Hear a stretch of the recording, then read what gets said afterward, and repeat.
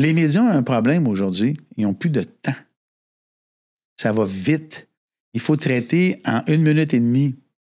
Puis encore.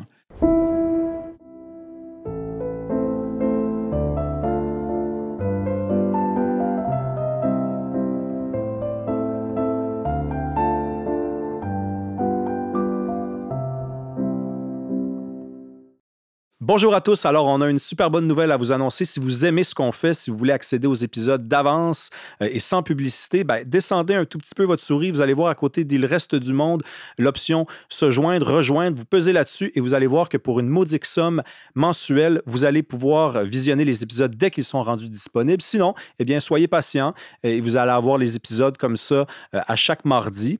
On se dit à la semaine prochaine et surtout, bon épisode. Aujourd'hui, on reçoit Gaétan Barrette. Gaétan Barrette qui, moi, les gens autour de moi, je te l'annonce, Gaétan, me disent souvent, on dirait que tu tripes sur Gaétan Barrette. Puis je dis, c'est son style. C'est le style de Gaétan Barrette. On n'a pas grand-chose en commun. Tu es un médecin. Je suis un gars de sciences sociales. Tu es bon en mathématiques, ou en tout cas, tu l'étais. J'étais un horrible étudiant dans cette matière-là. Mais j'aime ton style. Tu as un style coup de poing, tu t'avances. On t'a appelé, je pense, Mad Doc Barrette. Oui, on t'a appelé, évidemment, le Bulldozer aussi. Je préfère Mad Doc Barrette, mais ça va être Gaétan aujourd'hui. Bienvenue à Il reste du monde. Ça fait plaisir. On m'a aussi caricaturé, tu sais, la boule là, qu'on utilise pour démolir des maisons. Oui. Comment ça s'appelle, cette affaire-là? Je me rappelle jamais le nom de ça, mais... C'est une de mes premières caricatures. Mais ça, c'est drôle parce que moi, je sais que ça fait souvent plaisir aux gens, des gens qui sont intègres, des gens qui sont authentiques, des gens qui sont ce qu'ils sont. C'est peu importe dans quel domaine d'activité. Toi, par contre, sans dire que ça t'a pas servi, c'est quelque chose qu'on a beaucoup retenu contre toi, ce style-là. Tu sais, puis regarde, c'est évident pour toi, tu étais au cœur de ça, mais j'ai de la difficulté à me l'expliquer, ça, parce que tu es un peu l'équivalent du Pierre Falardeau, mais dans le domaine politique puis de la santé. Puis Pierre Falardeau, tout le monde s'ennuie de son style. Oui.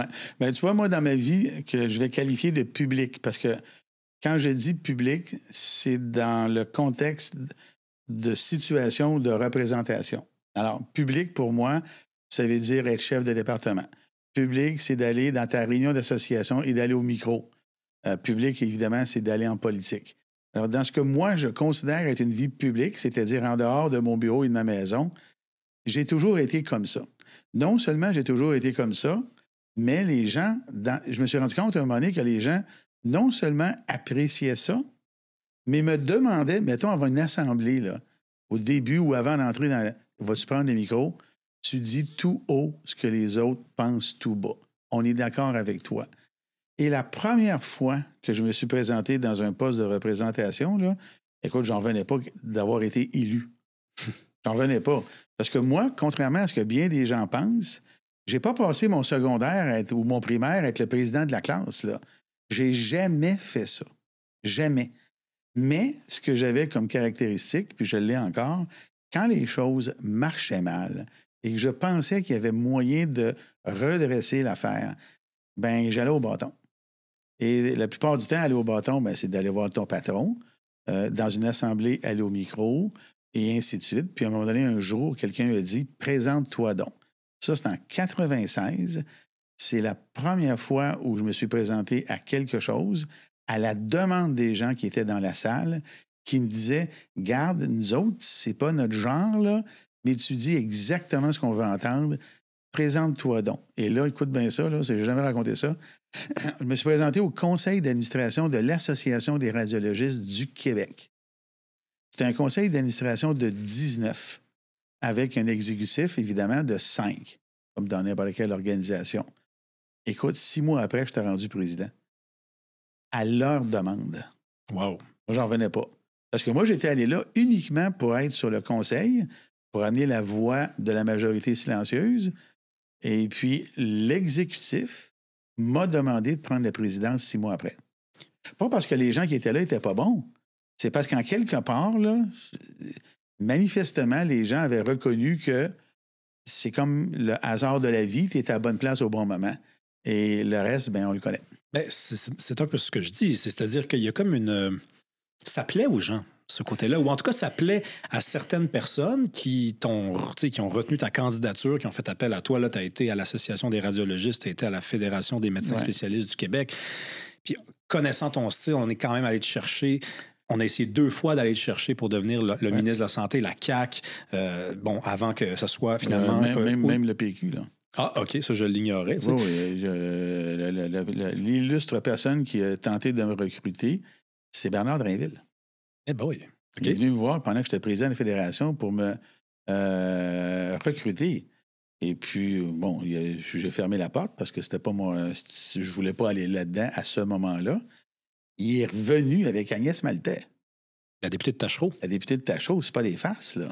Alors, moi, j'en revenais pas parce que ce n'était pas quelque chose que j'envisageais. Il y a du monde en politique là, qui vont là-dedans pour faire une carrière. Alors, moi, juste pour te donner une idée, quand j'étais dans mes organisations précédentes, j'ai fait voter des règles pour les durées limitées de mandat. Parce que j'ai toujours pensé que ça devait se renouveler. Hein? Durée limitée de mandat, là, ça veut dire que les gens ne peuvent pas s'incruster, là, puis ne plus être efficaces dans leur fonction parce qu'ils veulent garder leur position. Alors, ça force un certain militantisme, ça force les gens à s'occuper de leurs affaires, ça les force à se présenter. Imagine, c'est que moi, je ne pensais pas du tout faire ça, mais je n'ai pas un seul poste de ces niveaux-là que j'ai occupé par choix, mais que je n'ai pas occupé sans avoir été sollicité. Aucun. J'étais chef de département. C'est pas compliqué. Quand j'étais chef de département dans mon hôpital, là, c'est pas compliqué. Tout le monde avait démissionné. Personne ne voulait la job. Personne. Prends-le à toi. Bon, ben là, je veux dire, ça allait mal. À cette époque-là, là, ça allait mal. CMDP, là, le Conseil des médecins dans un hôpital. Hey, on aime ça quand tu prends le micro, viens donc siéger sur le CMDP. Je n'ai jamais sollicité ces affaires-là. Puis encore aujourd'hui, là, je ne le solliciterai pas. Écoute, ça va t'amuser. Là, on me demande, est-ce qu'au fédéral, on t'a appelé?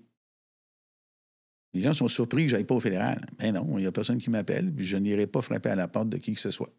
Non. Puis si vous êtes intéressé, très bien. Ouais. Parlez-moi-en. Ouais. Sachez que ce que vous allez avoir, c'est ce que vous avez connu. Et puis, c'est ma façon de fonctionner. Mais tu as quand même déjà dit, quand tu es parti, ou en tout cas quelques années plus tard, en fait, ça fait à peine quelques mois que tu as dit ça, puis j'ai retenu cette phrase-là. Tu as dit, quand j'ai quitté la politique, donc on est en 2021, 2022, tu as démissionné en 2021, c'est ça? Oui, c'est-à-dire en 22, là, à l'élection de 22. Oui, exactement. Ouais. Donc, tu avais annoncé ton départ. J'avais annoncé mon départ comme 6-7 mois avant. C'est ça.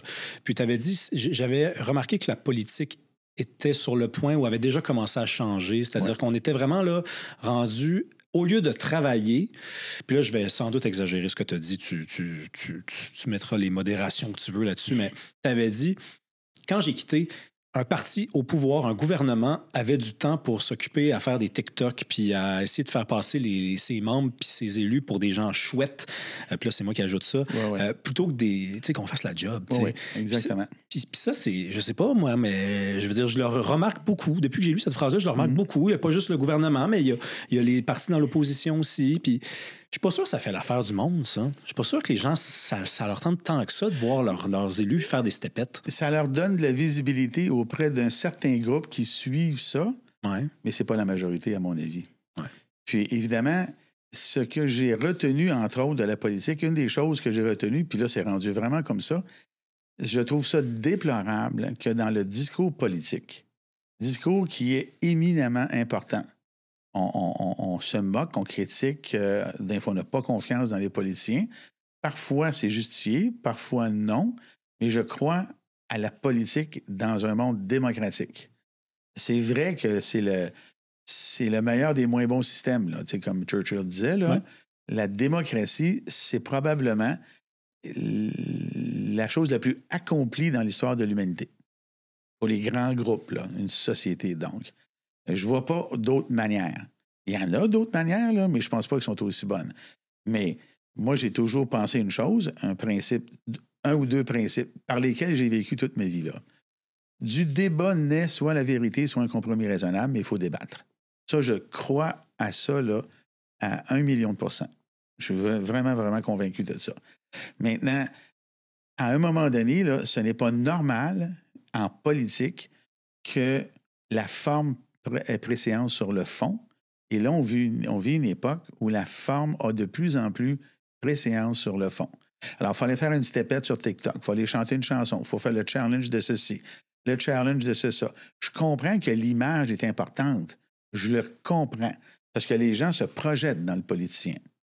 Les gens se projettent, là. C'est vraiment une chose que l'on ressent à tous les jours. Dans les jours que l'on vit actuellement, c'est exactement ce qui se passe. Quand on regarde les politiciens qui sont très populaires aujourd'hui, c'est d'abord et avant. Il y a des politiciens qui sont très populaires, on ne connaît pas vraiment. Non, on ne les connaît pas comme personne, leurs idées, et ainsi de suite. L'image est hyper importante plus que jamais. Et si l'image est hyper importante, ça veut dire que le fond l'est moins. Mais qu'est-ce qui change la société? Qu'est-ce qui perturbe la société? Qu'est-ce qui améliore la société? C'est le fond. Oui. Et le fond, on a de la misère à le mettre de l'avant et à en débattre correctement. Bon, quand tu rajoutes à ça, là, à cette espèce de bol de recettes-là, là, si en plus il y a des irrégularités, des mensonges, des approximations, toutes les choses qu'on n'aime pas en politique, là, bien, si on n'est pas vigilant, on se fait avoir. Mais tu sais, l'image, moi je serais tenté d'être d'accord avec toi, mais je suis quand même féru d'histoire. John F. Kennedy, c'était l'image. Reagan, c'était l'image. Pierre Elliott Trudeau, c'était autant l'image que Justin, sans les moyens technologiques. Lequel Trudeau? Pierre Elliott Trudeau, absolument. C'était autant l'image que Justin, que son absolument. fils, mais sans les moyens technologiques. Donc, tout à fait. Ce qui a changé, je ne sais pas si c'est l'instauration de l'image ou je sais pas, l'image qui serait plus importante. Je pense que c'est plus l'idée qu'on est quasiment à l'ère du rire. Puis il faut rire de tout. Absolument. Tu sais, aussi bien en rire. Hein? C'est ça. Déficit. Ils sont pas capables de reconstruire Maisonneuve-Rosemont, puis on va en parler de la santé.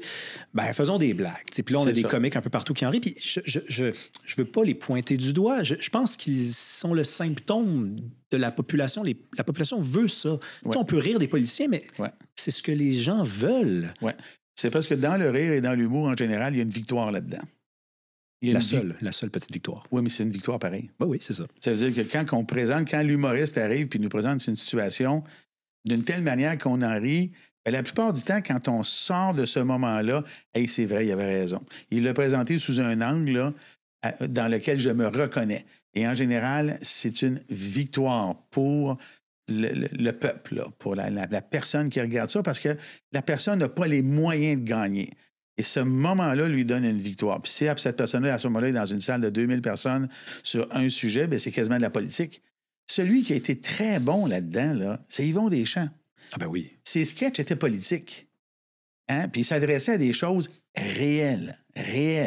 Il les tournait d'une telle manière qu'il exposait le problème, puis le rire était la victoire à la fin. Yvon Deschamps, là, quand tu sortais de son spectacle, là, il avait mis le doigt dessus, là, que personne ne pouvait faire autour.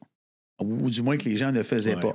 Fait qu'il y a une victoire là-dedans. Puis en plus, quand on est dans une salle, c'est une victoire de groupe. Et fondamentalement, l'être humain est comme ça. Il a besoin d'être en groupe. C'est de même. Ça, c'est pas le principe de la meute négatif là, qu'on voit. C'est juste... C'est ça. Alors là, c'est ça que l'humour fait. Maintenant, est-ce que ça peut se transposer dans un débat politique? C'est ça qui est difficile. Mais je pense que c'est faisable. Connectons ça avec l'idéal qui serait la personne qui a la bonne image, mais qui est capable de faire passer son idée correctement auprès de la population, qui connecte avec et qui a le bon fond. Et là on est pour 4 ans de progrès social. Oui, c'est la personne difficile à trouver. Là. Ça n'arrive pas tout le temps. Non, c'est ça. On va dire ça comme ça. Sur Yvon Deschamps, il nous a montré nos travers. C'est ça. Mais des fois, je me dis, on est dans les années 60, 60 ans plus tard, on dirait qu'on n'a pas beaucoup avancé. C'est-à-dire qu'Yvon Deschamps, il aurait fallu... Il nous montrait à quel point on était un petit peu naïf, on était un petit peu nono par moment. Puis ça n'a pas bien changé. Là, la naïveté est encore là. C'est juste que là, au moment où on se parle... L'exutoire, là, il n'est pas nécessairement dans l'humour engagé, il est dans une espèce d'humour banal. Ouais. OK? C'est bien beau, là, le show de grivoiserie, là. Puis des fois, c'est vrai que c'est drôle. Et ça ne change pas grand-chose dans la vie du monde. Ça n'élève pas de conscience. ça peut être essentiellement un exutoire qui brise des tabous dans des relations de couple, dans des relations familiales, dans des relations sociales. Puis ça peut avoir comme résultante, au bout de la ligne, quelque chose un effet positif. Mais en général, c'est beaucoup plus limité en termes de conscientisation transposable dans une action politique qu'un spectacle comme Yvon Deschamps. Je vais donner... Là, je trahis mon âge, là.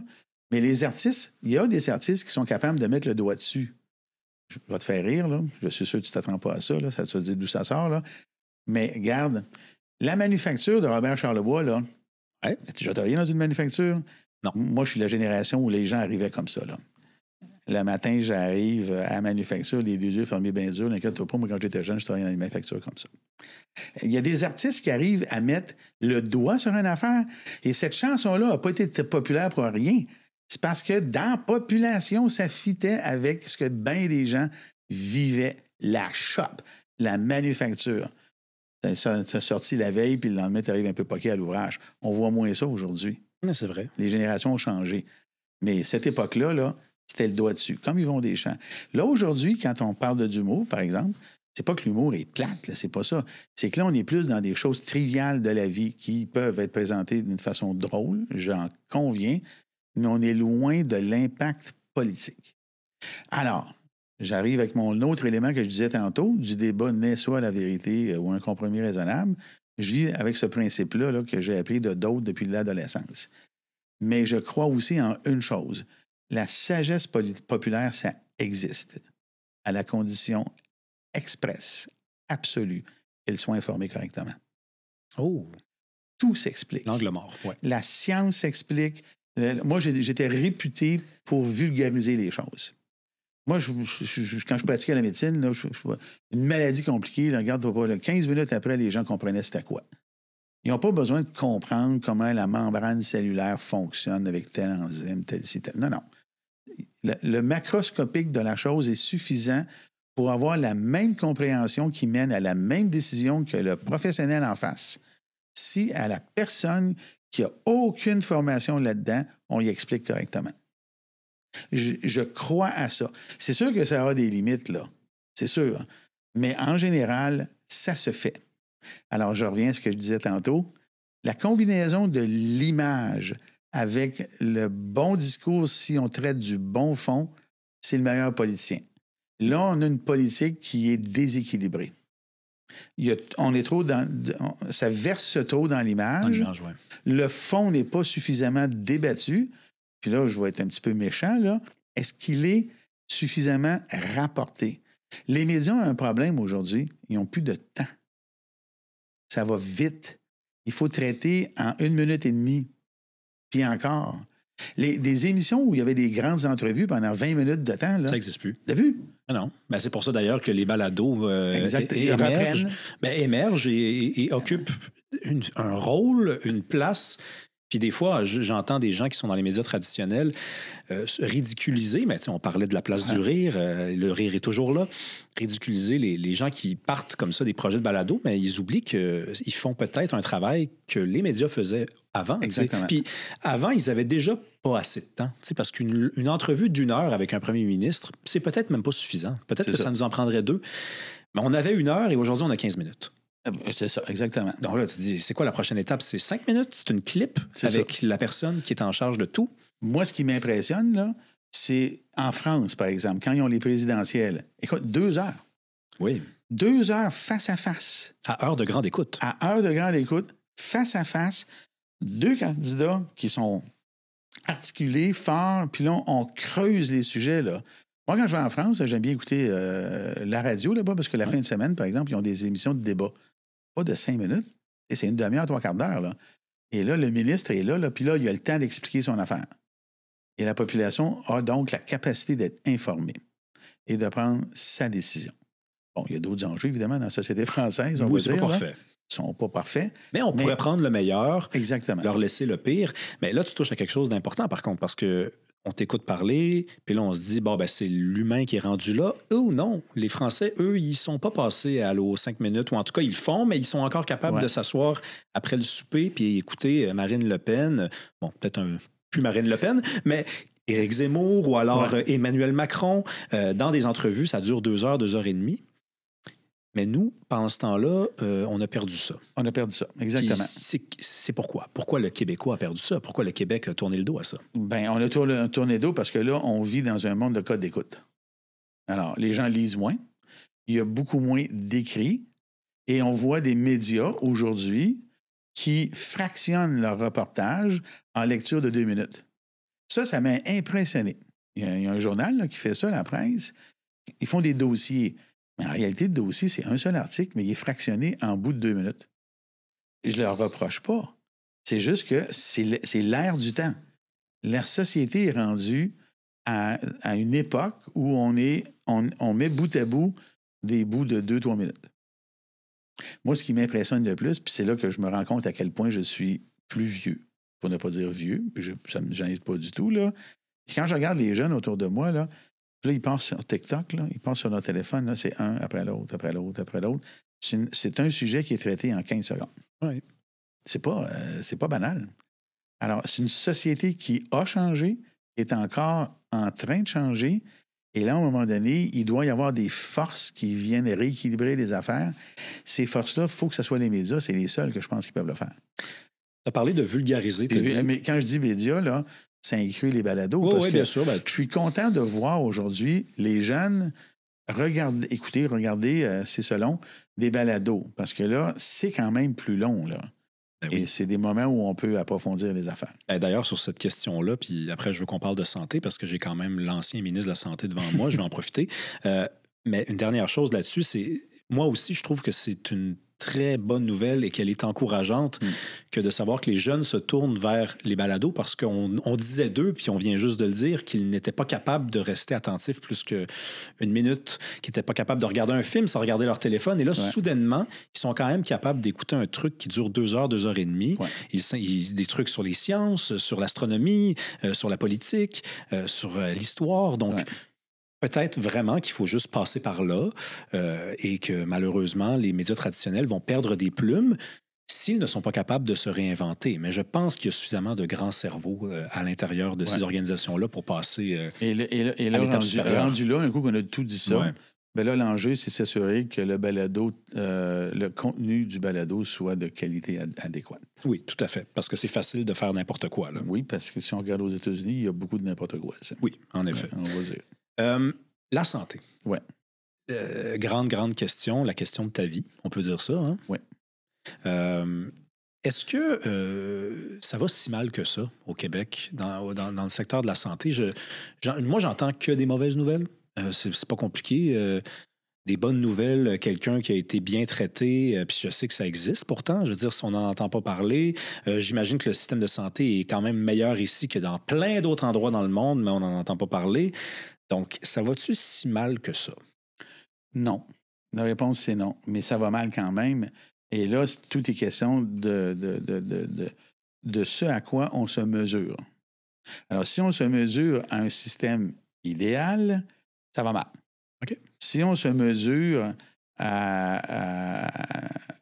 aux gens plus pauvres aux États-Unis, ça va bien ici. Parce que moi, je l'ai constaté, j'ai pratiqué aux États-Unis, là.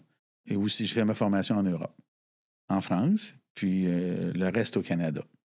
Donc, quand je compare les 3 environnements, celui qui est le plus exhaustif dans la couverture, imposé par la loi, ce sont tous les systèmes européens. Les gens ne savent pas qu'en Europe, en France, par exemple, on est obligé d'avoir une co-assurance. Tout est assuré là-bas. L'homéopathie est assurée là-bas. C'est pas des farces. Okay. Toutes les peutes, là, les thérapeutes, les naturopathes, toutes les kinésithérapeutes sont tous assurés. Pas par l'État. L'État exige qu'il y ait une co-assurance. C'est des caisses là, syndicales. Alors, tout est assuré. Même la prévention est assurée là-bas. C'est pas des farces. Qu'est-ce que ça veut dire, ça, la prévention est assurée? Ben, c'est-à-dire, aller passer une colonoscopie. Là, OK, bon, d'accord. Ben, quand c'est arrivé, ça, les assurances sont arrivées, bien voici, nous autres, on met ça dans notre contrat, moyennant tel tarif. Alors, là-bas, tout est assuré. Bon. Aux États-Unis, si on est pauvre, on est vraiment pauvre. Et là, on n'est pas nécessairement assuré pour tout. Et ça, c'est énorme comme différence. Moi, je me souviens, quand j'étais plus jeune aux États-Unis, à San Diego, en Californie, je voyais des patients à qui je devais expliquer qu'on allait arrêter leur traitement parce qu'il n'y avait pas d'argent. Ah, ça, c'est horrible. Ouais. Ouais. Alors, aux États-Unis, par exemple, la qualité des soins est la meilleure au monde pour ceux qui ont les moyens. Puis juste après, c'est nous autres. Parce que nous, à part nos locaux, là, la qualité des soins est là. À part l'accès et nos locaux. Alors, le problème qu'on a, nous, au Canada, là, c'est que à cause de notre situation politique, parce que la politique est, puis je l'ai souvent dit, je le redis encore ici à ton micro, la politique, c'est l'ennemi du système de santé. Parce que ce n'est pas une vraie assurance. Il n'y a pas de contrat. S'il y avait un contrat, là, ben regarde, tu signes, là, puis tu payes la prime d'assurance. Nous, c'est des impôts. Mais si tu payais une prime d'assurance, bien, ils sont obligés de te dire que tu as un accès en dedans de 2 jours chez le médecin de famille. Et regarde, sans ça, là, tu peux te plaindre, tu peux y poursuivre. Là. On ne peut pas faire ça, nous autres. Là. Alors, la caractéristique fondamentale du système de santé canadien, c'est qu'il est globalement sous-financé par choix politique, ce qui fait qu'on fait moyennement tout. Alors, il y a certaines choses qu'on fait bien et très bien, et quand on regarde l'ensemble, on fait les choses assez imparfaitement. Oui, mais attends, c'est difficile à croire quand même que c'est sous-financé, puis c'est l'expression que tu viens d'utiliser. Ah oui, absolument. Ben, je veux dire, je regarde, mettons, l'enveloppe qui est consacrée à la santé au Québec, c'est quoi? Ça s'approche du 40-45 % du budget. Ouais. C'est à peu près ça. Et on est, en plus de ça, les plus imposants d'Amérique du Nord. Oui, au Québec. Donc comment ça peut être sous-financé? Mathématiquement, je ne la comprends pas. Là, je t'ai dit que je n'étais pas bon en maths, par contre. Hein. Non, c'est correct. C'est parce que nous, on a un principe. Là, c'est pas ça que tantôt, il y a un instant, j'ai dit, quand on regarde le système français, là, le système français oblige une coassurance. Nous, il n'y a pas la coassurance. Donc, il n'y a pas une source de financement qui vient de l'extérieur des impôts. Alors, dans le Canada, le financement est fait par les 2 paliers de gouvernement, avec les transferts. Alors, est-ce qu'il y a assez d'argent aujourd'hui pour faire tout ce que la population demande ou l'équivalent de ce que l'Europe fait? Non. La réponse est non. Est-ce que c'est possible de l'avoir? Oui. Est-ce que les gens veulent accepter de payer 1 point d'impôt de plus pour le faire? La réponse, c'est non. Ça serait juste 1 point? Ce serait 1 ou 2 points d'impôt essentiellement pour... essentiellement, le système de santé tel qu'on le connaît, là, dans le temps, il n'a pas évolué avec les besoins de la population, ni avec les changements technologiques. Il a toujours été en retard. Et parce qu'il est en retard, quand on veut récupérer, bien là, il faut investir plus d'argent. Là, la marche est trop haute à monter. C'est ça qui se passe. Alors, le fédéral n'est pas à sa hauteur. Le fédéral, là, s'il était à la hauteur du 50-50, là, hey, on aurait le meilleur système au monde de loin. Là. C'est parce que c'est quand même assez étonnant, parce que t'es sûr, toi, que si on demandait aux Québécois pour 1 % d'impôt, on s'engage, il n'y en aura plus de problème. En tout cas, ça va aller vraiment mieux. Penses-tu qu'ils n'accepteraient pas ça? 1 point d'impôt? Non. Quand je dis 1 point d'impôt, là, c'est pas nécessairement la réalité. Là. Au Québec, là, quand j'étais ministre, je l'avais fait faire l'analyse. Là. Si on avait à faire tout dans les délais, on était capable d'identifier la capacité en termes de ressources humaines, matérielles et tout qu'il faudrait. Et ça exigeait une espèce d'ajustement à la hausse de 10 % du budget. Ça a été évalué, ça. 10 % du budget, bien, ça équivaut à 5 points d'impôt, là, parce que c'est la moitié du budget de l'État. Oh, oui, OK, d'accord. Alors, 5 points d'impôt, est-ce que les gens sont prêts à payer pour ça? Ah oui, la question est différente, là, voilà. Soudainement. Alors, mais ça existe, ça. C'est comme aujourd'hui, là. Ça, c'est le problème de la politique, là. C'est la demi-vérité, donc le demi-mensonge. Quand le gouvernement, peu importe le gouvernement, quand le gouvernement dit, comme c'est le cas aujourd'hui, là, je ne fais pas de politique, c'est pas ça le point, là. C'est juste pour l'argumentaire. On a augmenté le budget de 50 % depuis qu'on est là.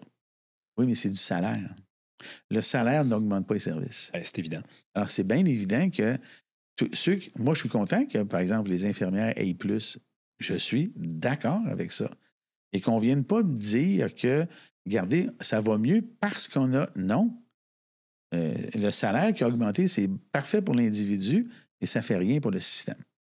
Et c'est le système qui permet de pourvoir certains services. Bien, parmi les raisons de croire que d'augmenter les salaires, ça n'augmente pas forcément les services, il y a Jamais. juste la question. Non, mais jamais, mais dans le domaine de la santé, il y a la question des médecins, par exemple. Les médecins Ben oui. sont parmi les mieux payés au Canada, au Québec. Là. Je pense pas me tromper. Je pense même que tu as déjà dit qu'ils étaient. C'est moi qui l'ai négocié. Ils Ben sont oui. même en avance sur ceux qui devraient être. Là. Non, mais je l'ai négocié, puis moi, Ben j'ai oui. voulu le défaire, ça. Et j'ai voulu le défaire en partie parce que je savais très bien que dans les analyses qui avaient été faites, Ouais. on allait dépasser la cible qu'on s'était donnée. Pourquoi? Parce qu'on avait un point de comparaison qui était l'Ontario.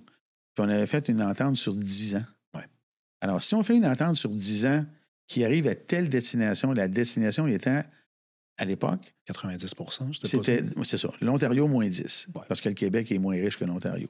Alors, moi, j'arrive, j'ai une entente qui dit, dans 10 ans, on va arriver à l'Ontario moins 10 %. Parfait. Oui, mais l'Ontario a arrêté d'avancer. Ça fait qu'on les a dépassés. Ah. Tu comprends? Oui. C'est ça qui s'est passé. Alors, avec le gouvernement à l'époque, la négociation a été faite très simplement. On a regardé les 5 années précédentes où il y avait eu des négociations, la progression de l'Ontario qu'on a projetée 10 ans plus tard. Fait que là, on a dit, ben, nous, on va arriver à l'Ontario moins 10. On comprend que le Québec est plus pauvre. Il n'est pas pauvre, là, mais il est moins riche que l'Ontario. Alors, on accepte d'avoir l'écart de richesse. Donc, on va arriver à moins 10 de l'Ontario en projetant, 10 ans plus tard, les 5 dernières années. C'était raisonnable et raisonné. Mais on n'avait pas prévu dans le contrat qu'il y allait avoir des gels en Ontario. Mais comme on avait un contrat qui était chiffré sur 10 ans, sur des projections qui étaient basées sur le passé récent, bien, ils ont gelé. Fait qu'on les a dépassés. Mhm. Fait que quand je suis tombé ministre, moi, j'ai voulu revenir en arrière parce que je savais qu'on avait dépassé, puis techniquement, le Québec n'avait pas les moyens. Et là, ça a donné la crise. Et là, j'ai passé pour un ci et un ça. Mais la réalité, c'est que je suis le seul ministre à l'époque qui a regardé les choses en face puis qui a dit eh non. C'est-à-dire, on les a dépassés, et là, finalement, le gouvernement dont je faisais partie a arrêté. Mais l'autre chose qui est triste, c'est que le gouvernement qui est venu par après, qui avait les mêmes chiffres, ils ont décrété, en signant une entente, que les médecins étaient à la bonne place. Alors que c'est pas vrai. Puis, tu sais, là, ils ont augmenté donc leur salaire. Ils gagnent très, très bien leur vie. Très et bien, pourtant, il pas- n'y en a jamais eu autant qui s'en vont pratiquer exclusivement dans le privé. Ouais, ça, c'est. Donc, là, c'est difficile d'estimer si ça dessert les Québécois, mais c'est sûr que ça dessert le régime public. Ça, c'est évident. Ils ne sont plus dans le régime public. Exactement. Donc, on augmente les salaires et ils s'en vont de plus en plus pratiquer au privé. C'est la preuve de ce que tu avançais. C'est-à-dire, ce n'est pas les salaires qu'il faut augmenter, c'est l'argent qui est mis dans le système, qui est mis dans les chambres, qui est mis dans le matériel, qui est mis dans des nouveaux hôpitaux. Exactement. Puis, c'est drôle parce que, bon, c'est peut-être le cynique en moi, mais je trouve qu'il y a des ministères, des départements d'action des gouvernements où il y a des noms et des personnes dont on se souvient pour les bonnes raisons. On pourrait se dire, par exemple, je me rappelle ce grand ministre de la Culture. Je me rappelle ce grand ministre des Finances. Et là, un grand ministre de la Santé, c'est drôle parce que je parlais avec quelqu'un cette semaine, je reçois Gaétan Barrette, et puis là, il me disait, Gaétan Barrette, il me semble que ça s'est mal passé. Puis je dis, mais regarde, je vais tout parler de ça avec lui, là, mais dans tous les cas, t'en connais-tu un, toi? Un grand ministre de la Santé? Un ministre de la Santé dont aujourd'hui, on dit que du bien. C'est comme le rôle le plus ingrat que tu as accepté. Ben oui. Je le savais. Ben, moi, là, je voulais aller en médecine quand j'avais 12 ans. Là. Probablement à cause de mon histoire familiale, parce que moi... Tu viens de la TUC? Moi, je viens de la TUC. Mon père est mort à 41 ans. Ma mère a fait son cours d'infirmière à 38 ans. On a déménagé à Sherbrooke. Les premiers jobs que j'ai eus, c'est dans cet environnement-là. J'ai fait le bon choix. Je suis heureux de ce choix-là. J'ai fait le bon choix. Je ne parle pas de la politique, là, je parle de la médecine. À l'époque, il y a des je vais te faire rire. Il y a des domaines que je regardais de haut. Parce que, ça, c'est purement adolescent, ce que je veux dire. Là. C'est vraiment adolescent. J'aurais été heureux en droit, puis j'aurais plaidé. J'aurais été un plaideur. J'aurais aimé ça. Payé pour ça, ciné-pandie. Ben oui, t'aurais été bon là-dedans. J'aurais été heureux là-dedans. T'aurais pu être des deux bords en plus. Exactement.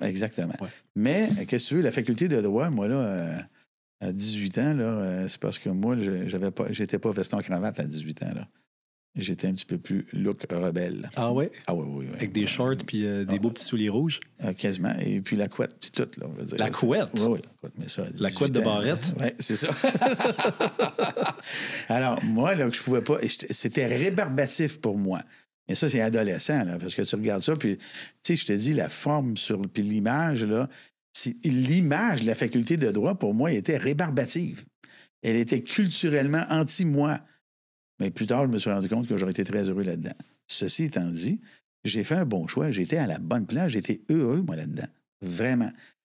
Mais moi, quand je regarde mon parcours, là, de ce moment-là, mettons le cégep, jusqu'à ministre, bien, ministre, c'était la terminaison normale de mon parcours en santé.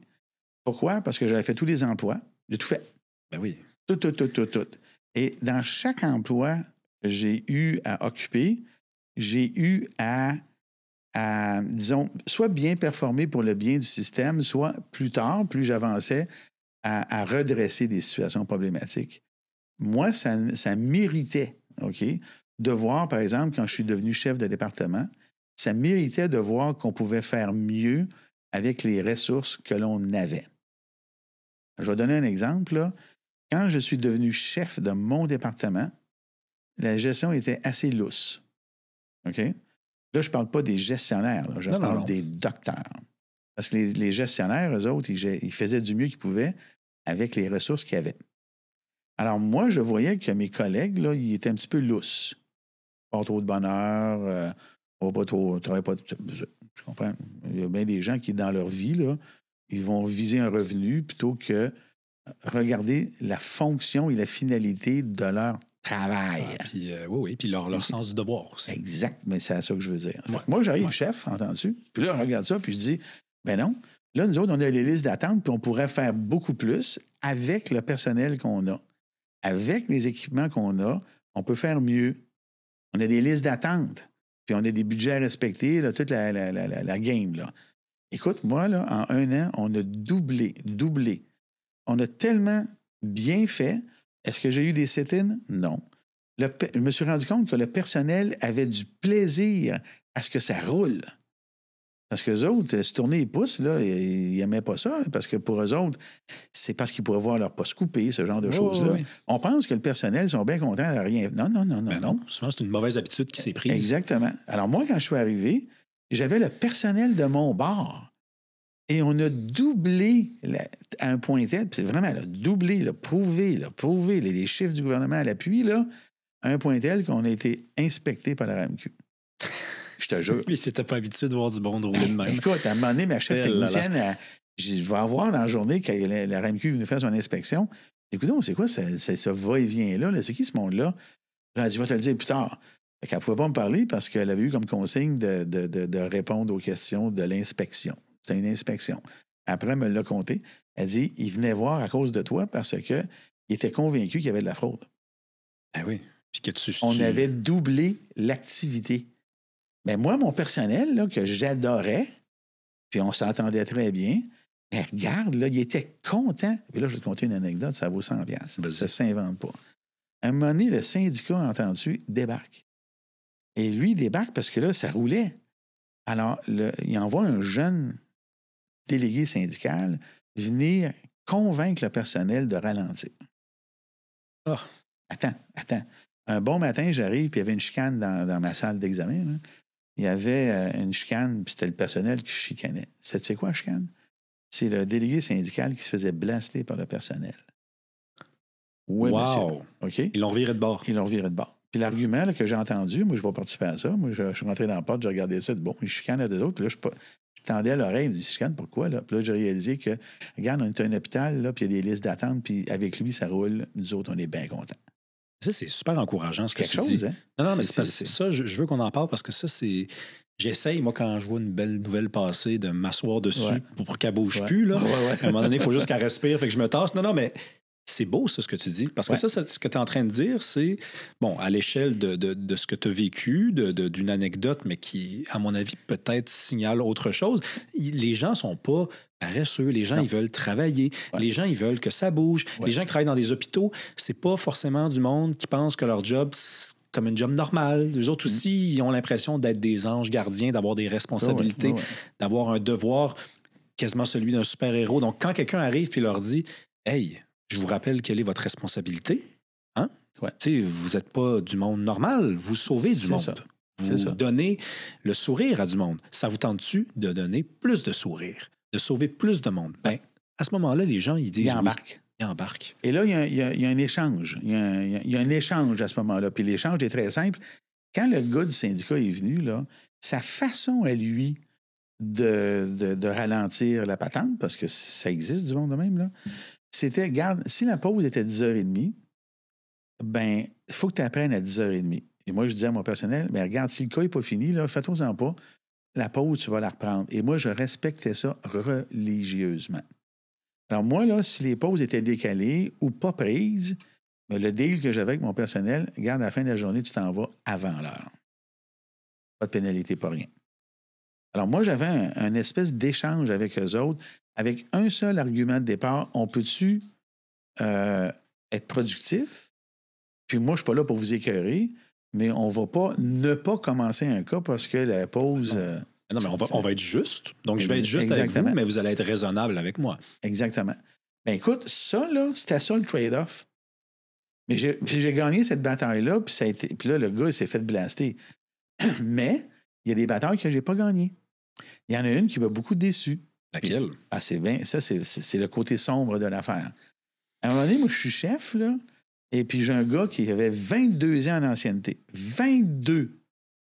Et il n'a jamais eu ses vacances autrement qu'en juin ou en septembre.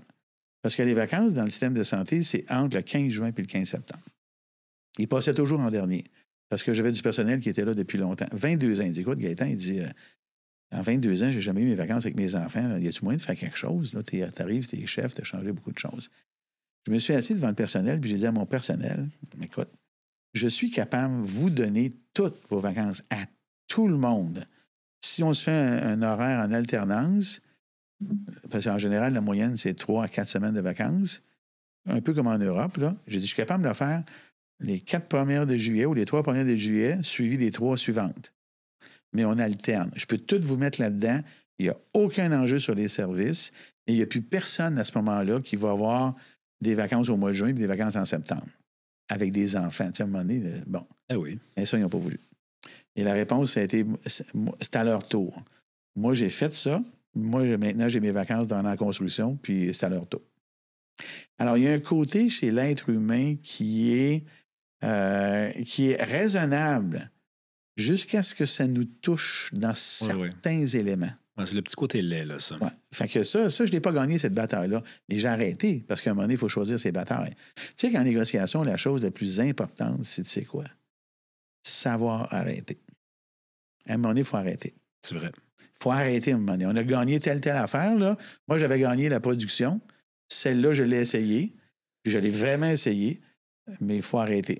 Et moi, en négociation, je peux dire tout de suite le principe selon lequel j'ai toujours fonctionné, puis ça a marché tout le temps. À la fin de la négociation, une négociation réussie, c'est quand les deux parties sont malheureuses égales. Il faut que les deux soient malheureux. Il faut que les deux aient fait une concession.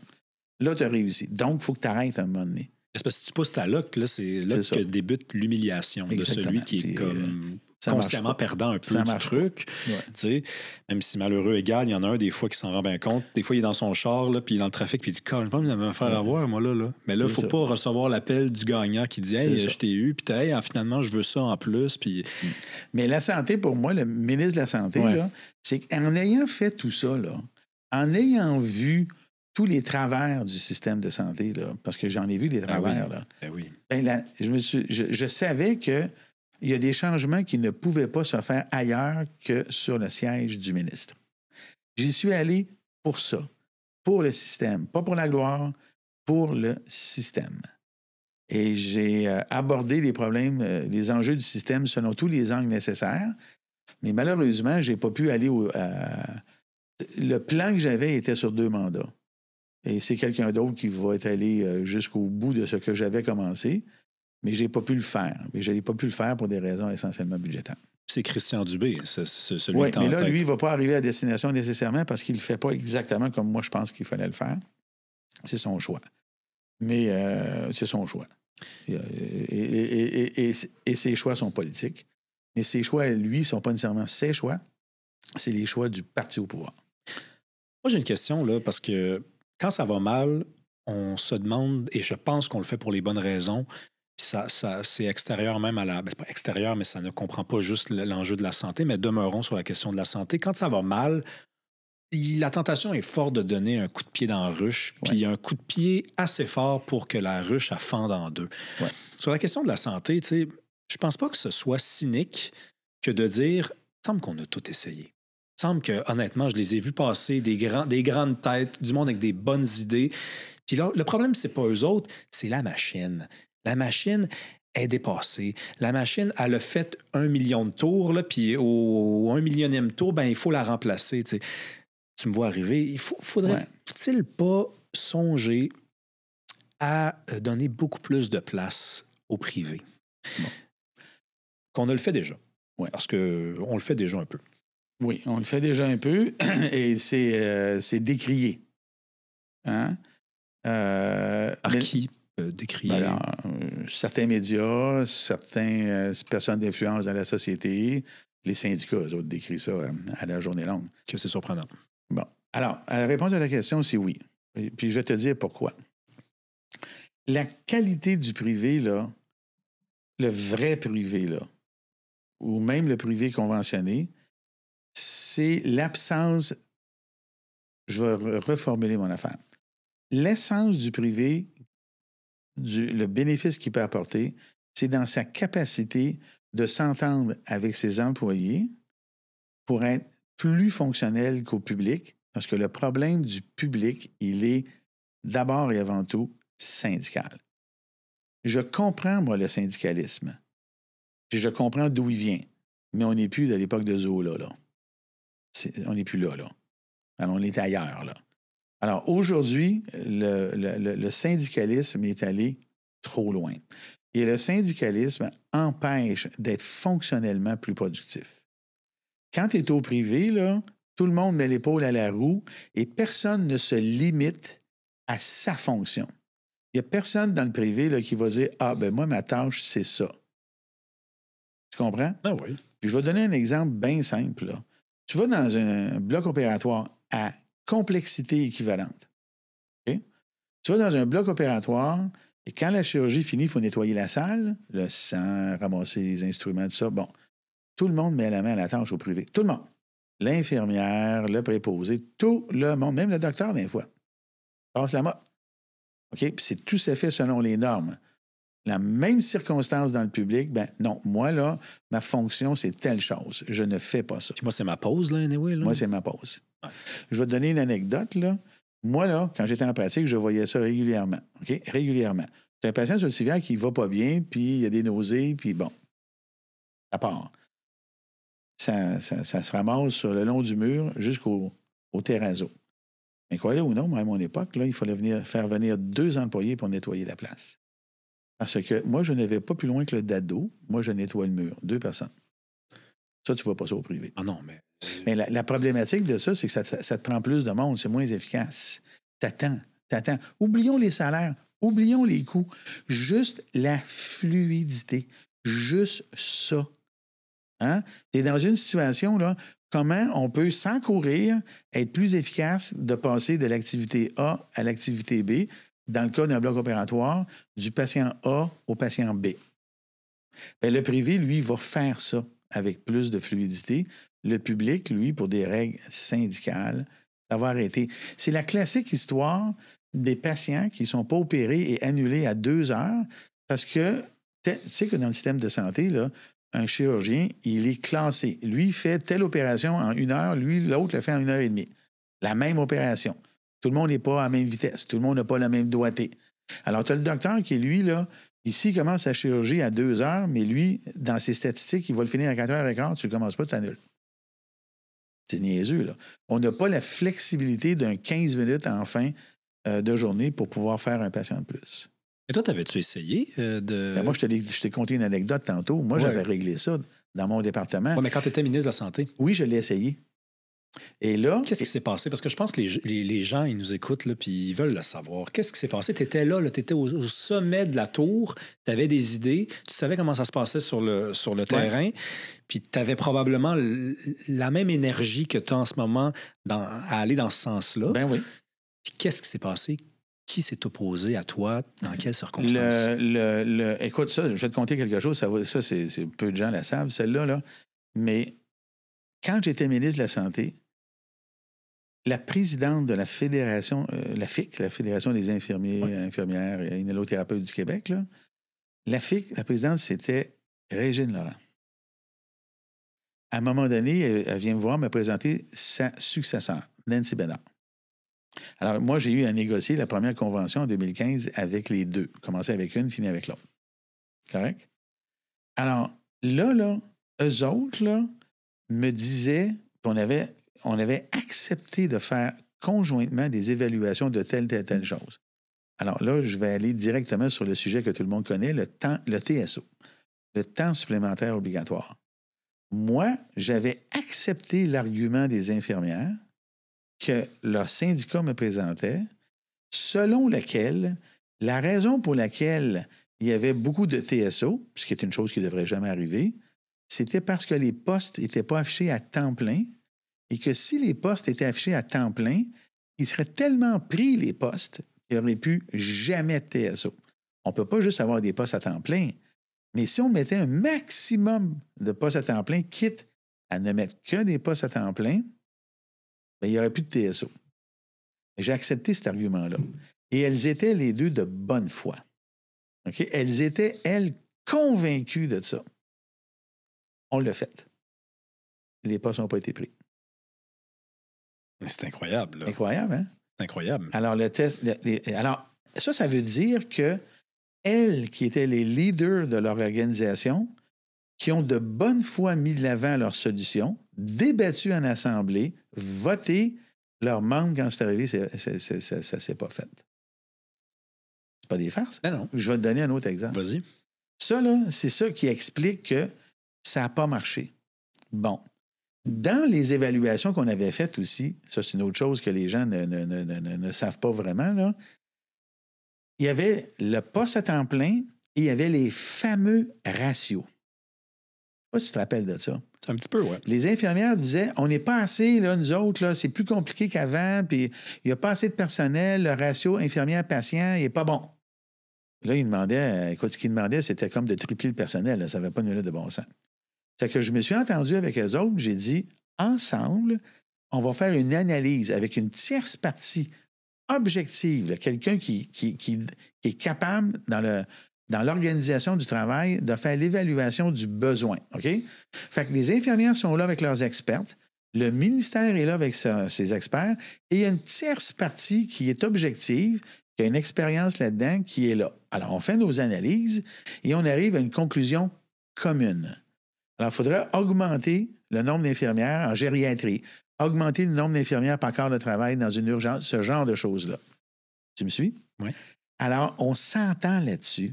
On signe là-dessus. Ça, c'était à la fin de mon mandat. OK? Alors, on signe là-dessus. Et là, on est là dans la confiance. Ça veut dire que le syndicat, s'il signe là, ça veut dire qu'il me toste, moi, que je vais le mettre en application. OK? Et j'avais l'argent pour le faire. Quand même, là. Wow. Hein? Inédit, là. Tu sais. Oui, inédit. C'est pour ça que c'est une relation extraordinaire. Ben oui. OK? C'est une affaire de pas loin d'1 milliard de dollars récurrents par année, ce que ça coûtait. On l'a mis dans notre cadre financier. OK? En 2018. Ça avait duré les évaluations comme 1 an et demi à peu près. Là. Ça s'est terminé là, à l'été 2018. Fait que là, le syndicat, là, OK, il fallait qu'il me fasse confiance. Et moi, il fallait que j'y fasse confiance. Et je lui faisais confiance. Là, il y avait eu une passation du pouvoir entre Régine Laurent et Nancy Bédard. Arrive l'élection, on perd. Et non seulement on perd, mais le ministre qui a pris la place, c'est-à-dire Daniel McCann, avec Christian Dubé, président du Conseil du Trésor. En 2018. En 2018, ils ne mettent pas l'argent sur la table, ils n'appliquent pas l'entente. Et là là. Qu'est-ce que tu penses qui est arrivé? La salle a démis de ses fonctions la présidente. La salle Écoute, c'est historique, ça ne s'était jamais fait. Ça ne s'était jamais fait. On est arrivé à une entente pour augmenter le nombre d'infirmières sur le plancher dans certains services, urgences, bloc opératoire, gériatrie, CHSLD, tout ça. C'était une demande historique. Moi, j'avais réussi à avoir l'engagement financier. C'était canné. On perd et le suivant, parce que ça coûtait cher, a décidé de ne pas le faire. Mais je trouve ça intéressant ce que tu dis. Quelque chose, hein? Ben oui, mais c'est vraiment... Mais en plus, tu sais, je ne sais pas si tu en es conscient, mais quand tu racontes cette histoire-là, finalement, tu démontres que de part et d'autre, il y a eu des manquements. C'est-à-dire, du côté patronal, on va dire le gouvernement. Ouais. Le gouvernement, tu sais, se présente aux élections, perd l'élection, il y a des nouveaux élus qui arrivent. C'est quand même l'équipe patronale. Et là, décide de ne pas poursuivre ta réforme.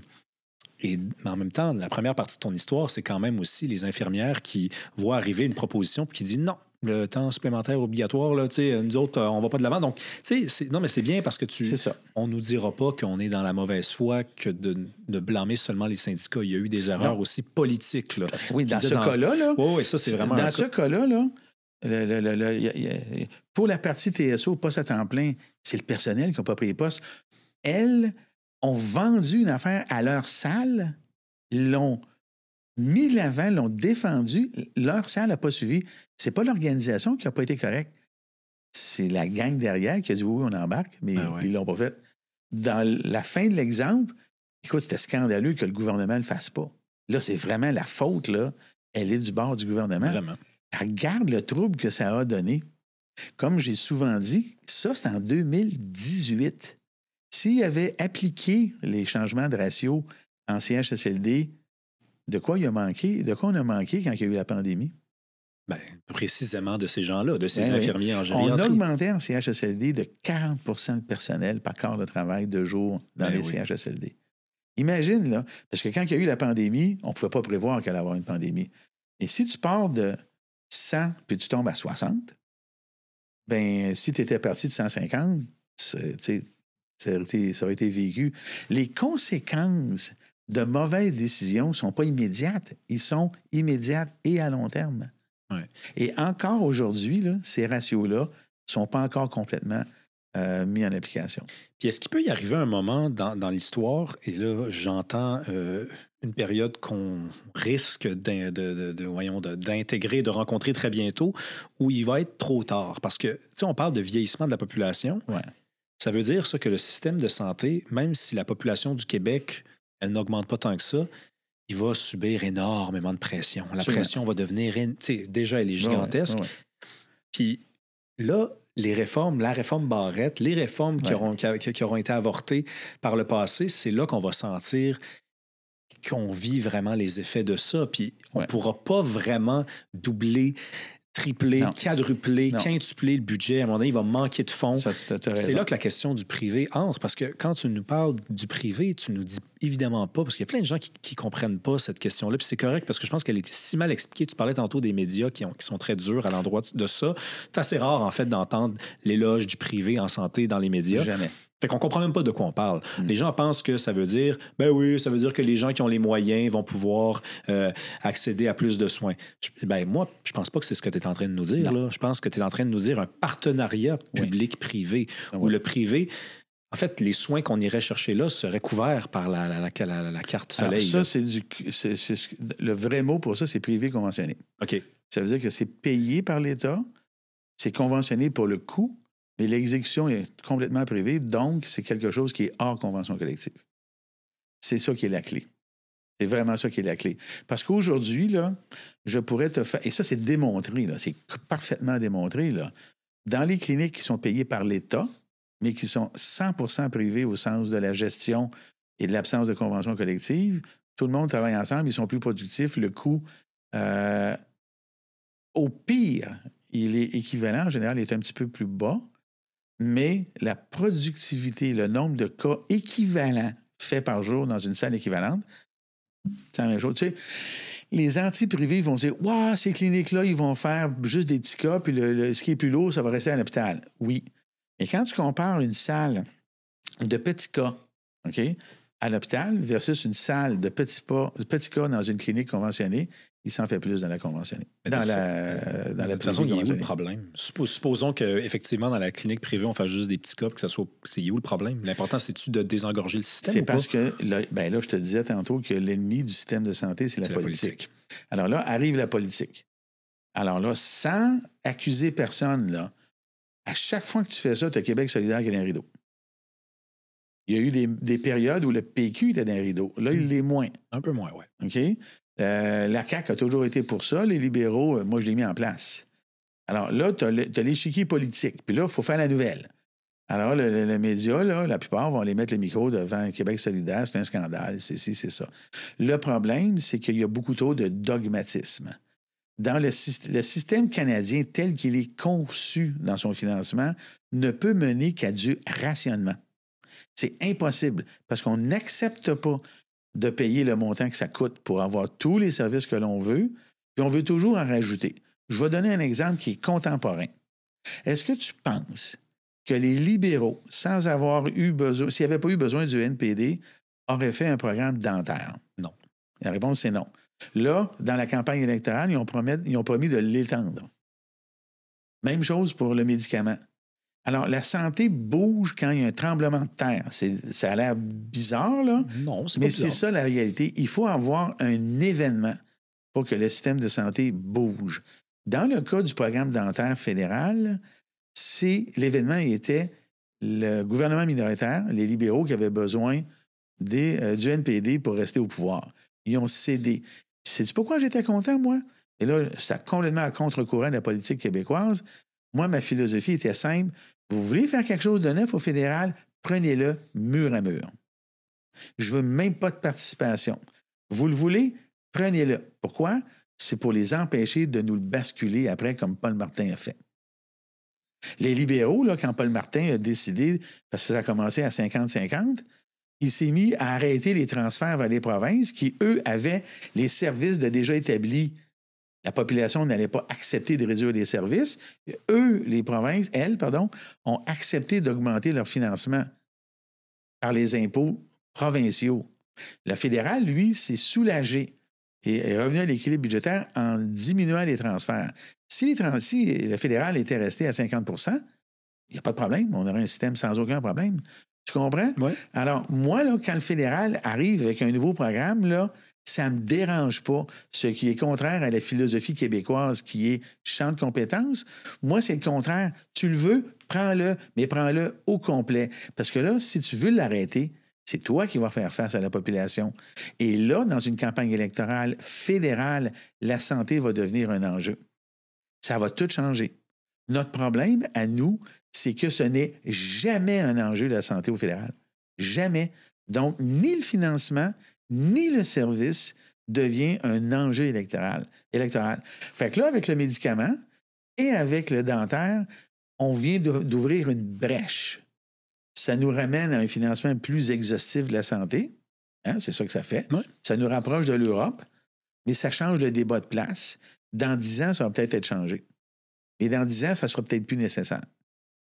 Ça, on y reviendra. Ouais. Il y a quelques mois, avant Noël, avant l'année 2025, je faisais une chronique à la radio, puis j'ai qualifié le système de santé public anglophone de meilleure qualité que le système francophone. Ouais. Puis je ne sais pas si tu t'en rappelles. Oh, mais moi, j'ai dit ça à la radio. Oh, puis je suis retourné chez nous. Puis là, l'animateur, Francis Gosselin, a dit Hey, t'écouteras la chronique de Gaëtan Barrette. Puis là, j'ai dit Ben oui, OK, d'accord. De toute façon, j'allais l'écouter. Puis là, Gaëtan Barrette, il dit J'étais dans mon char, je m'en allais à Cube et j'ai écouté la chronique de Rémi Villemur. C'est pas vrai du tout. Et là, t'es parti. Dans tout respect, évidemment, là. Mais tu es parti dans une envolée à l'éloge du système de santé, enfin, des hôpitaux francophones, puis tu disais, c'est pas vrai que McGill est meilleur que le CHUM, puis on a quand même l'Institut de cardiologie de Montréal. Puis là, je t'écoutais parler de la capacité des francophones à s'offrir des institutions de qualité, des soins de qualité. Puis là, je me disais, c'est quasiment un discours patriotique de Gaëtan Barrette. Écoute, une des choses qui m'a rendu le plus fier... Tu es souverainiste? c'est pas une question d'être souverainiste. Moi, je suis très, très sensible aux faits français et à la culture québécoise. Je suis très sensible à ça et je l'ai dit publiquement, puis ça ne me dérange pas de le répéter. Le Québec, dans l'évolution des sociétés sur la planète, est en avance sur bien du monde et on a quelque chose à offrir. Et ce que l'on a à offrir, la première chose, c'est la distance que l'on a avec la religion. Ça, c'est la première.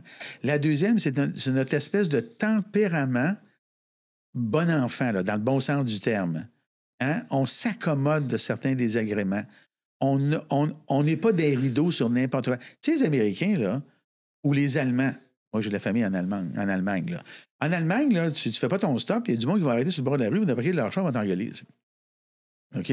Les Américains sont plus... Nous, on n'a pas cette agressivité-là. On a cette espèce de convivialité-là, sociale. Bonhomie que les autres n'ont pas. Mais dans les grands principes d'une société, dans la culture, là, nous, on a, puis j'insiste là-dessus, la distance que l'on a développée avec la religion, ça change tout. Quand tu regardes les autres sociétés, là, ça vient impacter tout le reste. Tout le reste. Alors, nous, je trouve qu'on a, dans notre quand même social-démocratie, je trouve qu'on est quand même presque scandinave, mais pas complètement, là.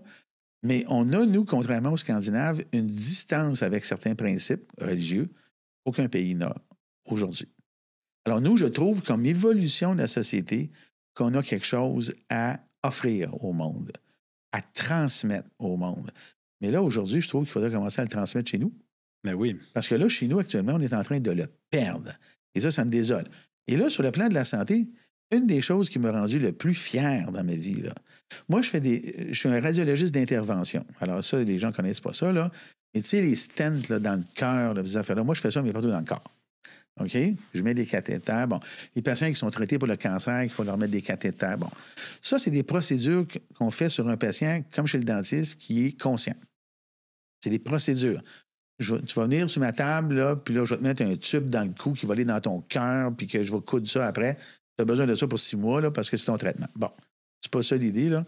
L'idée, c'est que le patient, pour le rendre plus confortable, c'est qu'on jase avec. Alors, écoute bien ça, c'est magnifique. Juste avant d'aller en politique, un des derniers patients que j'ai fait, c'est un anglophone qui parlait français richissime, qui avait été référé par l'hôpital général juif à Maisonneuve parce que, sais-tu quoi? On est meilleurs dans ce qu'on fait. Dans ce domaine-là, la greffe de moelle, la thérapie moléculaire, on est meilleurs. On est dans les meilleurs en Amérique du Nord. Maisonneuve-Rosemont, l'hôpital le plus en décrépitude sur la planète. Ben oui, là. Mais on est les meilleurs. OK? Tu me suis? Ben oui. Alors, moi, je placote avec le gars, désinfecte, commence à couper la peau, Puis là, on parle. Bonjour, monsieur. Bonjour, docteur Barrette. Alors, un gars sympathique, là, un gars d'à peu près 45-50 ans à l'époque. Là. Puis le gars, il a de l'argent, là, il a plein d'argent. Là, le gars commence à me raconter la chose suivante. Hey, docteur Barrette, moi, je suis allé à Cleveland Clinic, à la clinique Mayo. Je ne sais pas si ça te dit quelque chose. Non. Ce sont des hôpitaux les plus connus du monde. OK, la clinique Mayo, là, c'est ça avec le Mass General, qui est l'hôpital de Harvard là, à Boston, puis Cleveland Clinic, puis le MD Anderson, là, c'est les 4 hôpitaux les plus connus sur la planète en termes d'avancée médicale et ainsi de suite. OK? Le gars, il est allé dans 3 de ces 4 hôpitaux-là avec sa maladie pour voir s'il pouvait avoir quelque chose de mieux qu'au Québec. C'est le gars qui me raconte ça, là. Et il me dit, à chaque place, Dr. Barrette, on m'a demandé d'où je venais. Montréal. C'est qui votre docteur? Un tel, qui était connu? On n'a rien de plus à vous offrir. C'est incroyable comme histoire. Alors là, c'est dans un hôpital privé. Les 3 hôpitaux dont je viens de te parler, c'est des hôpitaux privés. Aux États-Unis. Aux États-Unis, qui marchent au cash, mais qui ont une éthique quand même. À Mayo, là, si tu vas à Rochester, Minnesota, là, la petite ville de Rochester, qui est à peu près Granby, Sherbrooke, entre les deux, là, l'employeur principal, c'est la clinique Mayo. Puis autour de la clinique Mayo, c'est des hôtels. Des hôtels où vont les gens richissimes de la planète qui arrivent en jet privé se faire soigner là, puis ils vont rester à l'hôtel après pour faire la convalescence. Tu vois le genre. Fait qu'eux autres, là... Ils se font dire que c'est mieux ici dans certains domaines d'activité. C'est-à-dire qu'eux autres, ils dépendent des donations. Ils ont besoin d'argent tout le temps. Non! Ils leur disent, on n'a rien de plus à vous offrir. Docteur interne, on sait c'est qui. Ils sont comme top-notch, là. Vous pouvez retourner chez vous. Okay. Pas des farces. Le gars, il est revenu. Puis moi, là, j'étais là, puis j'y mettais son cathéter avec l'équipe médicale qui, eux autres, vont le traiter. Moi, c'est pas moi qui traite. Moi, je mets en place les équipements nécessaires pour le traitement. Et c'est mes collègues, Dr. Roy, tout ça, là, qui, eux autres, font... c'est eux les vrais scientifiques, là. Moi, en quelque part, c'est technique, mon affaire, là. OK? C'est comme si... moi, je ne suis pas le pilote de la Formule 1, là. Moi, c'est le gars qui change les roues quand ça retourne au paddock. Grosso modo, là. C'est mes collègues, là, qui sont les bons là-dedans. C'est eux qui ont le mérite. Et tu penses-tu pas que je n'étais pas content il y a un peu, moi? Alors, moi, là, déjà qu'on réfère d'un hôpital anglophone à un hôpital francophone, et là, j'ai un individu qui est un anglophone, qui a de l'argent, qui est allé les voir, ces gens-là, dans son jet. Puis là, il revient se faire traiter à Maisonneuve-Rosemont. Et regarde, quand je suis revenu à la maison, là, je l'ai raconté à tout le monde, puis j'ai dit, regarde, il y a de quoi être fier, parce que ça, c'est nous. C'est merveilleux. Ben oui, mais ça, c'est ça, le Québec. Le problème, c'est qu'on pense que du côté anglophone, par définition, c'est mieux que chez nous. Ben non. Chez nous, là, notre problème, là, c'est qu'on attend et que physiquement, nos hôpitaux sont en décrépitude. Il y a une affaire que les anglophones font mieux que nous. Une. Et elle est culturelle. La philanthropie et le sentiment d'appartenance du personnel. Le personnel, là, et là, je fais le lien avec ce qu'on a discuté tantôt, à un moment donné, eux autres, ils ont accepté de se mettre aux 12 heures. Et eux autres, là, les plus vieilles, ont dit, OK, on va faire ce sacrifice-là. C'est vrai que je vais quand même, comme quand j'étais plus jeune, faire des nuits de temps en temps, pas souvent, mais je vais en faire, puis on va splitter les vacances. Moi, je n'ai pas réussi ça. Eux autres l'ont fait spontanément parce qu'eux autres, ils ont un attachement émotif à leur organisation et à leurs collègues. Comprends-tu? Ben oui. À leurs collègues. Fait que moi, là, quand j'ai pas gagné ma bataille, je reviens là-dessus, ça m'a fait de la peine. Vraiment. Mais, parce que je trouvais que c'était humainement pas la bonne décision. Maintenant, quand j'ai eu ce patient-là, j'étais très heureux. Ben oui, mais tu sais... Et je le suis encore aujourd'hui. Mais ce qui me rend malheureux aujourd'hui, c'est de voir l'état de mon ex-hôpital là, et de tout le réseau en termes physiques, qui, lui, est dans cet état-là à cause de la politique. Il y a un principe dans le système de santé. L'industrie pharmaceutique, l'industrie technologique, les avancées médicales vont toujours aller plus vite que ce que tu peux faire. Fait que si tu perds le rythme, tu ne peux jamais le récupérer. Et c'est ça qu'on vit au Québec. On ne peut pas le récupérer. Il nous faudrait un plan Marshall sur 20 ans. Et si tenir... Moi, là où j'ai fait mon entraînement en Californie, là, je suis allé il y a 2-3 ans. OK? Je suis allé dans mon alma mater. Sais-tu qu'est-ce que j'ai trouvé? J'ai trouvé un terrain vague. Parce qu'ils ont scrappé l'hôpital et on en a construit un autre. Quelques rues plus loin. Plus beau, plus moderne. C'est l'attraction du personnel. Alors, nous, là, on prend du retard, puis on le rattrape jamais. Jamais, jamais, jamais. Parce que, politiquement, on pénalise, on fait souffrir le système de santé parce qu'on a des finances qui ne sont pas en bon état. Oui, mais tu sais, on a commencé la discussion en parlant du rire, qui est un échappatoire, qui est une façon de ne pas regarder le problème dans sa face, puis d'y échapper. Tu me parles d'un système de santé, on en a parlé pendant 1 heure, tu sais, qui va mal, mais qui, quand même, des fois, épate, y compris des gens à l'autre bout du monde. Ouais. Je t'ai demandé si tu étais souverainiste, puis tu n'as pas répondu à la question. Tu as dit non, en fait. Tu n'as pas dit oui, mais tu as dit que c'était pas vraiment la question, tu sais, de la souveraineté. Mais je vais t'arrêter là-dessus. Oui, mais... Mon option politique, là, je n'en parlerai jamais. Pour une seule raison. Je suis chroniqueur. Et je considère que si je fais de la chronique, je dois idéalement, imparfaitement, là, je le concède, là, mais je dois tendre vers un idéal qui est de donner une opinion qui est non partisane. Tu n'es pas journaliste, tu es chroniqueur. Je sais, mais c'est juste moral dans mon top. Peut-être que j'ai tort. Moi, c'est une éthique professionnelle. C'est mon côté dinosaure. OK, je suis dinosaure. Je l'ai souvent dit, je m'assume. Non, mais d'abord, je vais même pas... Non, je respecte ça en passant. Mais c'est juste que je t'écoute parler, puis c'est tellement dommage que des gens passent à côté des bonnes nouvelles, puis que ces bonnes nouvelles-là, on refuse même de les regarder en pleine face en raison je pense, et c'est mon hypothèse, de notre ambiguïté sur le plan de l'appartenance. On ne sait pas qui on est. Puis quand on est fier, on ne sait pas si on est fier de nous ou si on est fier d'être Canadien. Puis non, c'est québécois cette affaire-là. Ce succès-là, il est québécois. T'sais. Il n'est pas forcément Canadien. C'est vous, là. Hey, vous avez le droit d'être fier de vous autres cette fois-ci. Exactement. Moi, je peux te dire une chose dont je suis convaincu. Le Québec est différent. Il est différent des États-Unis. Il est différent du Canada anglais. Il est différent. Il est ce qu'il est. Et il vaut beaucoup. Mais on ne le défend pas suffisamment.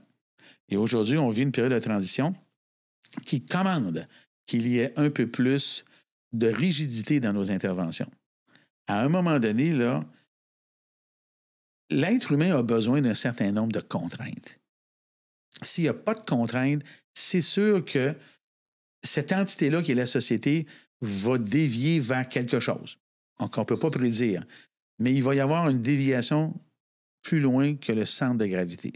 Le Québec a été, dans son histoire, puis même médicale, le Québec a été une société différente parce qu'on ne bougeait pas. Et il n'y a personne qui venait.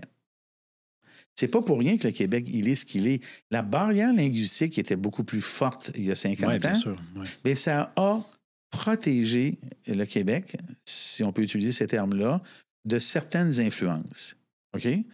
Mais même en santé, là, tu sais que, peut-être que tu ne le sais pas, mais sur le plan médical, on est recherché au Québec pour ça. Et ça étant, on est une population qui s'est auto-captivée.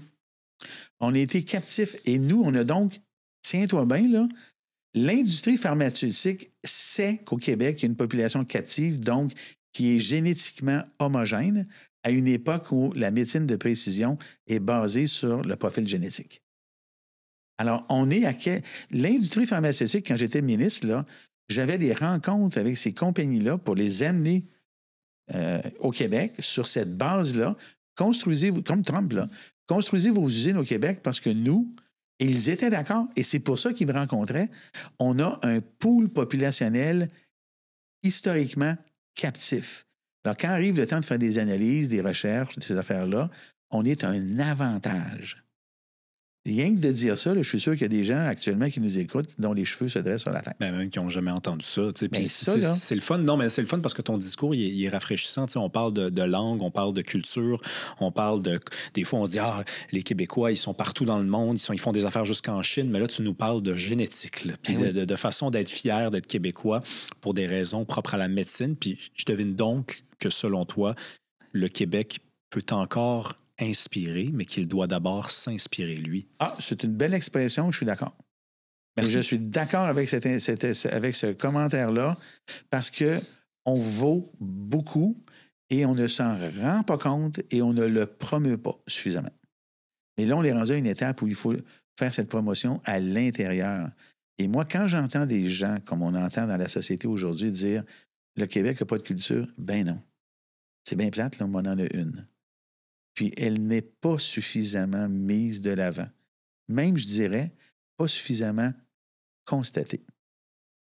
Et moi, ça m'interpelle parce que je suis rendu à un âge plus âgé, on va dire. Moi, j'ai 69 ans. Je vais avoir 69 ans. Là. Au moment où... au mois de juillet. Au mois de juillet. Alors là, l'émission va probablement passer juste la veille de ma fête, quasiment, là. Mais là, à un moment donné, je me dis, il faut que je me remette à consommer de la culture québécoise. Il y avait une promotion historiquement de la culture québécoise qui, dans ma vie, était plus forte il y a 20, 30, 40 ans qu'aujourd'hui. Et là, cette espèce de... Puis ça, c'est de la faute au téléphone cellulaire et à TikTok, là. Ça veut dire que ce à quoi les gens connectent, là, c'est plus difficile d'aller les chercher dans une finalité de développement culturel du Québec. C'est pas facile. C'est vraiment pas facile.